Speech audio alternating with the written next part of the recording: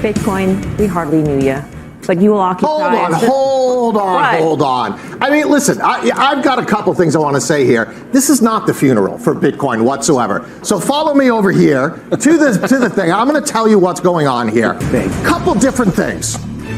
Let's look at the Bitcoin bug that we just retired, and all of a sudden we're declaring that the Bitcoin funeral is here. You know when that Bitcoin bug came on? That was just around the high. So when we start to declare a funeral and things get really horrible, sentiment is approaching the lows. So hopefully we'll use that funeral bug to say, hey, you know what? That was near the lows.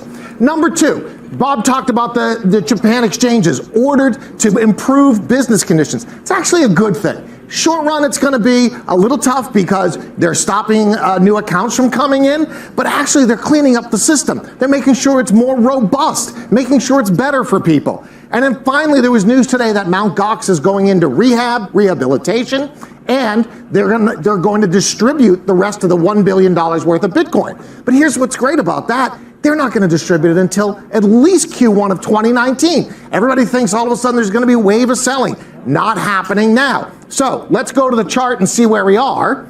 Now, when I walked over here, look at this. Okay, we've had this big downtrend, 65, 70% peak to down here. That is not unusual for Bitcoin. It's very painful. But look at this, where we are right here, okay? Guess where we were?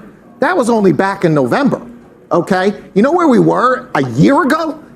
$2,500. So, let's put this in perspective. It doesn't mean that Bitcoin can't go lower. This is a bear market, and bear markets, we don't know where they end. There's usually some kind of big crescendo to that.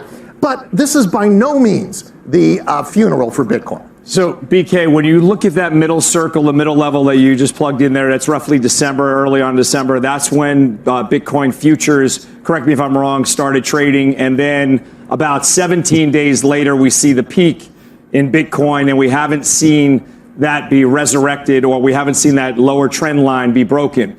Is it because people can now bet against Bitcoin that you have a real arena for the bears to lie in?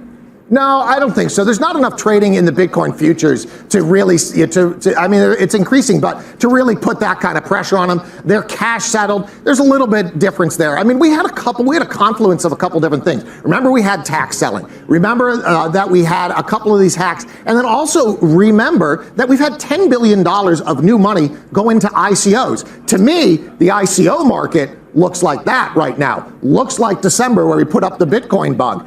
Down here is where I want to be, starting to get long these cryptocurrencies and less into the ICOs.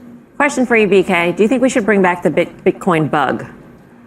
Yeah, you know what? I do think we should bring it back. I like to be a contrarian, so yeah, let's do it.